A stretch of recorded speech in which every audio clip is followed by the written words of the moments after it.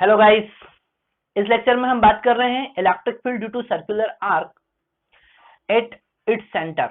Okay, हमारे पास एक सर्कुलर आर्क है जिस पर यूनिफॉर्मली चार्ज डिस्ट्रीब्यूटेड है। हम मान लेते हैं कि इस सर्कुलर आर्क पर यूनिफॉर्मली चार्ज डिस्ट्रीब्यूटेड है। Okay, and lambda is line charge density. Okay, lambda is line charge density. इस लैम्डा को हम थोड़ा अच्छे से समझ लेते हैं। Lambda is equal to total charge divided by total length. तो टोटल लेंथ कितना होगा? अगर इसका रेडियस a है, हमने इस सर्कुलर आर्क का रेडियस a कंसिडर किया है, अगर इसका रेडियस a है तो उसका लेंथ हो जाएगा, आर्क का लेंथ हो जाएगा arc is equal to radius into angle, मतलब a into alpha. So this will be value of lambda. Okay, radius हमने a कंसिडर किया है। हमको सेंटर पर इलेक्ट्रिक फील्ड कैलकुलेट करना है। ये डेरिवेशन थोड़ा इंपॉर्टेंट है, ध्यान से समझना है। क्यों? क्योंकि जेई में, नीट में इस पे बेस्ड न्यूमेरिकल बनते हैं, इस कॉन्सेप्ट पे बेस्ड न्यूमेरिकल बनते हैं, और वो हम इसी लेक्चर में आगे देखेंगे। ओके, हमने एक छोटा सा यहाँ पर डिफरेंशियल पार्ट कंसिडर किया है, छोटा सा डिफरेंशियल पार्ट डीएल कंसिडर किया है। ओके, और उस डीएल के कारण सेंटर पर electric field, differential electric field consider कर लेते हैं डीई। ओके, अगर ये डिफरेंशियल पार्ट, जरा ध्यान से समझना आपको, डिफरेंशियल पार्ट एंगल पर डी थीटा एंगल सस्टेन कर रहा है, सॉरी सेंटर पर डी थीटा एंगल सस्टेन कर रहा है, तो dl is equal to radius into d theta हम लिख सकते हैं। ओके, तो इस डिफरेंशियल पार्ट पर चार्ज क्या होगा? अगर हम डिफरेंशियल चार्ज की बात करें, differential charge dq will be lambda into dl, मतलब कि lambda into a into d theta. Okay, और उस dl पार्ट का, dl जो डिफरेंशियल पार्ट हमने कंसिडर किया है, उसका angular position from angle bisector. Okay, हमने एक सिमेट्रिक एंगल बाइसेक्टर कंसिडर किया जो अल्फा को दो पार्ट में डिवाइड कर रहा है, पूरी रिंग को दो पार्ट में डिवाइड कर रहा है। It is angle bisector. क्यों? क्योंकि फाइनल रिजल्ट जो इलेक्ट्रिक फील्ड होगा इस एंगल बाइसेक्टर के अलोंग ही होगा। ओके, ये जो अल्फा का एंगल बाइसेक्टर है इसके अलोंग ही इलेक्ट्रिक फील्ड होगी, इसीलिए हमने एंगल बाइसेक्टर के साथ में एंगुलर पोजिशन कंसिडर किया है थीटा। ओके, तो इलेक्ट्रिक फील्ड का इस एंगल बाइसेक्टर के साथ में एंगल होगा थीटा। डिफरेंशियल इलेक्ट्रिक फील्ड कितना होगा पहले हम वो कैलकुलेट करते हैं। हमने डिफरेंशियल पार्ट कंसीडर किया, डिफरेंशियल पार्ट के कारण डिफरेंशियल इलेक्ट्रिक फील्ड सेंटर पर डीई कितना होगा। तो हम नेक्स्ट हम बात कर रहे हैं differential electric field. Okay, dE differential electric field कितना होगा? डिफरेंशियल चार्ज मतलब कि dq divided by 4 pi epsilon nought, और डिस्टेंस कितना है? डिफरेंशियल पार्ट का सेंटर से डिस्टेंस होगा रेडियस के बराबर, मतलब कि a स्क्वायर। dq की वैल्यू हम पुट कर सकते हैं। dq की वैल्यू हमारे पास में lambda a d theta divided by 4 pi epsilon not a square as it is. Okay, तो ये हमारे पास डिफरेंशियल इलेक्ट्रिक फील्ड है। इस डिफरेंशियल इलेक्ट्रिक फील्ड के दो कंपोनेंट होंगे, एक होगा component along the angle bisector और उसकी वैल्यू होगी डीई कॉस थीटा, इसे हम हॉरिजॉन्टल कंपोनेंट कंसीडर कर सकते हैं, और एक वर्टिकल कंपोनेंट होगा डीई साइन थीटा। तो vertical component after the integration cancel हो जाएगा, केवल हॉरिजॉन्टल कंपोनेंट बचेगा। क्यों? क्योंकि अगर हमने यहाँ पर एक डिफरेंशियल पार्ट कंसीडर किया तो इसके अपोजिट उतने ही एंगल पर एक और डिफरेंशियल पार्ट होगा, और उसकी डायरेक्शन, उसका जो वर्टिकल कंपोनेंट होगा इस वर्टिकल कंपोनेंट के जस्ट अपोजिट होगा, तो वो कैंसिल कर देगा। ओके, तो यहाँ पर वर्टिकल कंपोनेंट कैंसिल हो जाएंगे, केवल हॉरिजॉन्टल कंपोनेंट बचेगा जिसको हम एक्स कंपोनेंट कंसीडर कर लेते हैं। तो इलेक्ट्रिक फील्ड का एक्स कंपोनेंट, तो dE, okay, dE cos theta, सब वैल्यू पुट करते हैं।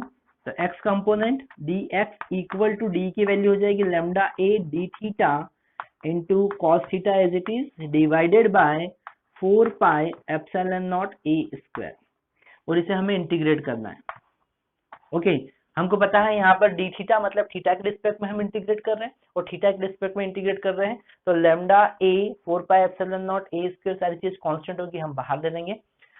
ये सारी चीजें आप नोट डाउन कर लीजिए, इसे मैं अभी रब कर रहा हूँ।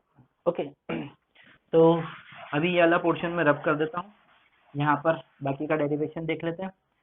तो x कंपोनेंट मतलब कि component along the angle bisector is equal to lambda, यहाँ पर ए स्क्वायर को कैंसिल कर देगा, लैम्डा कॉमन बाहर आ गया। ओके डिवाइड में 4 पाई एप्सिलॉन नॉट ए, हमारे पास में इंटीग्रेशन के लिए बचा cos theta with respect to theta, और थीटा की वैल्यू हम पुट करेंगे minus alpha by 2 to alpha by 2, इस एंड से इस एंड तक। तो इस एंड पर थीटा का वैल्यू होगा माइनस अल्फा बाई 2, यहाँ पर थीटा का वैल्यू है माइनस अल्फा बाई 2 और अपर एंड पर थीटा का वैल्यू है plus alpha by 2। Cos theta का इंटीग्रेशन करेंगे, lambda divided by 4 pi epsilon not A as it is cos theta का integration sine theta, limit put करेंगे हम minus alpha by 2 to alpha by 2। Okay तो आगे का हम देखते हैं, इसे मैं रब कर रहा हूं।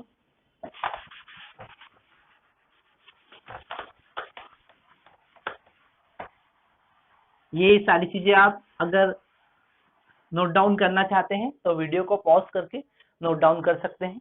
ओके आगे हम देख रहे हैं इलेक्ट्रिक फील्ड का x component which is equal to lambda divided by 4 pi epsilon not A, upper limit put करेंगे sine alpha by 2 minus sine minus alpha by 2, और sine of minus theta minus sine theta होगा, तो ये minus minus plus हो जाएगा alpha by 2।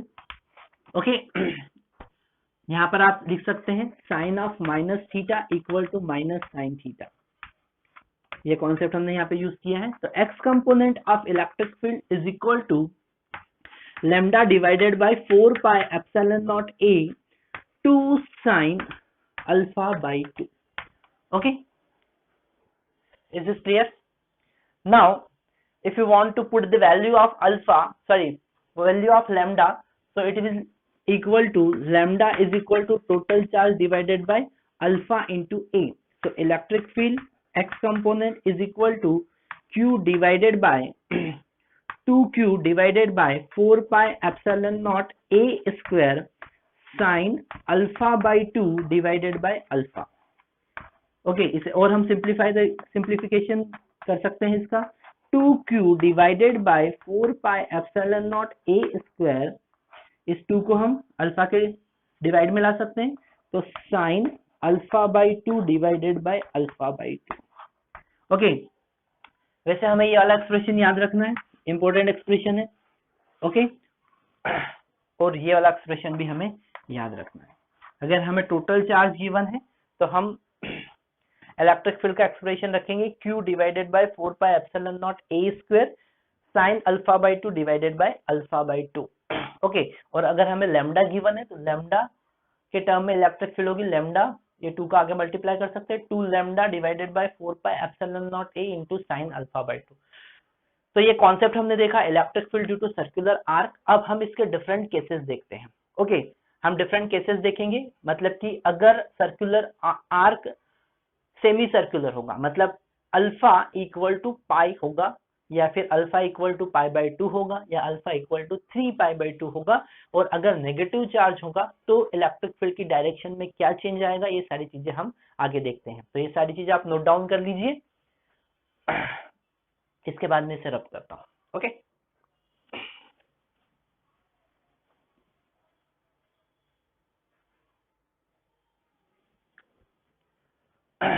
तो हमने final expression देखा, electric field due to circular arc is equal to 2 lambda divided by 4 pi epsilon not a sine alpha by 2। Okay या फिर अगर हमें टोटल चार्ज q गिवन है तो हम लिखेंगे 2q divided by 4 pi epsilon not a alpha sign alpha by 2, है ना। ये दो एक्सप्रेशन हमने देखा।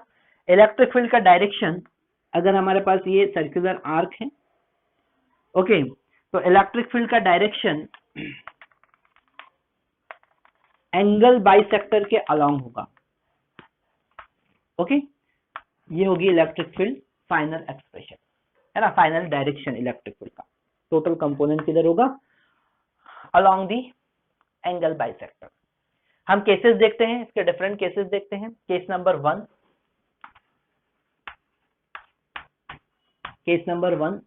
When alpha equal to pi by 2, मतलब कि quarter part, quarter circle,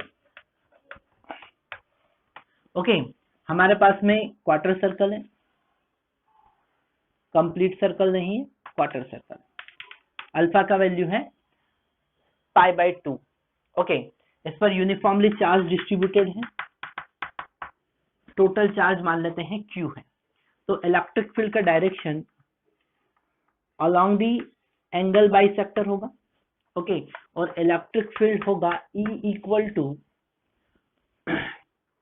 2 lambda divided by 4 pi epsilon not A sine pi by 2 मतलब pi by 4, okay, यहाँ पर अगर हम साइन पाई बाई अल्फा का वैल्यू पाई बाई 2 पुट करेंगे तो it will become pi by 4, okay, तो electric field का एक्सप्रेशन होगा 2 lambda divided by 4 pi epsilon not A 1 by √2, okay, so it will be √2 can be cancelled with the √2, so it will become √2 lambda divided by 4 pi epsilon naught A. This will be electric field due to quarter circle, okay, आगे देखते हैं। now if alpha equal to pi, मतलब semi circular arc के कारण centre पर electric field कितना होगा उसकी बात करते हैं, ठीक है, ये नोट डाउन कर लीजिए आप।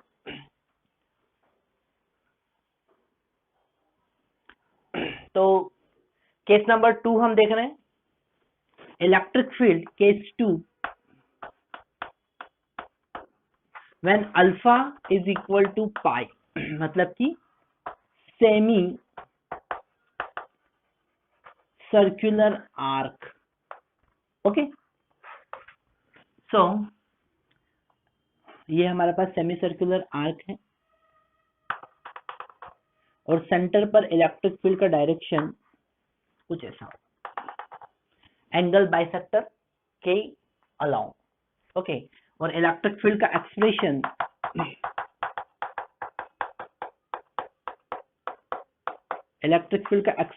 E equal to 2 lambda divided by 4 pi epsilon not A sine pi by 2, okay, alpha का वैल्यू हम पाई पुट कर देंगे, so it will become sine pi by 2, sine pi by 2 is equal to 1 होता है, then electric field is equal to 2 lambda divided by 4 pi epsilon not A, okay, so this will B expression for electric field, okay. अगर हमें complete charge given है, okay, Q given है तो lambda का value put कर सकते हैं, है ना, तो अगर हमें Q गिवन है so lambda will be Q divided by length हो जाएगा पाई A, okay, so electric field E is equal to 2Q divided by pi A divided by 4 pi epsilon naught A, so it will be Q divided by 2 4 से cancel होगा, so 2 pi square epsilon naught A square, this will be expression for electric field, okay, तो अगर हमें total charge Q given है तो ये वाला expression हम यूज कर सकते हैं, और अगर हमें चार्ज डेंसिटी गिवन है, लाइन चार्ज डेंसिटी गिवन है, तो electric field E is equal to 2 lambda divided by 4 pi epsilon not A होगा, और डायरेक्शन होगा perpendicular to the diameter of semi circular ring, ये जो डायमीटर है इसके परपेंडिकुलर, ओके, सेंटर पर इलेक्ट्रिक फील्ड। और भी हम केसेस देख सकते हैं when alpha equal to 3 pi by 2, अगर हमने 3 पाई बाई 2 मतलब कि इसे हम रब करते हैं,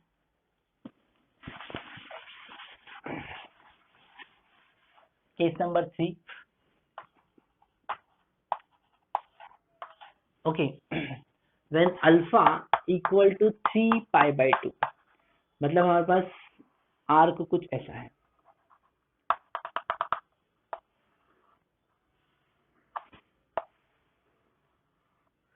three by fourth part, okay.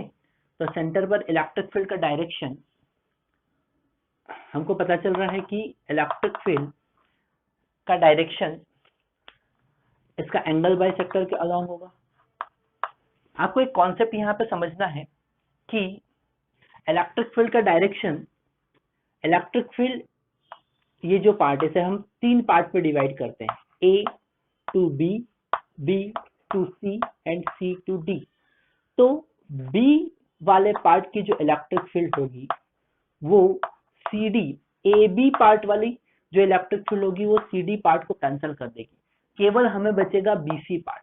तो इलेक्ट्रिक फील्ड या तो हम 3π/2 के लिए कैलकुलेट करें या फिर π/2 के लिए कैलकुलेट करें, बात एक ही होगी। और इलेक्ट्रिक फील्ड का मैग्नीट्यूड वही होगा, क्या, 2 lambda divided by 4π epsilon not A 1/√2 sine 3π/4 लिख सकते हैं, okay, and sine 3π/4 is equal to 1/√2, so it will become, electric field will become √2 lambda divided by 4π epsilon not A, okay. तो ये सारी चीजें हमने देखी। इन सारे केसेस का हम यूज कैसे करेंगे, न्यूमेरिकल किस तरीके से बनेगा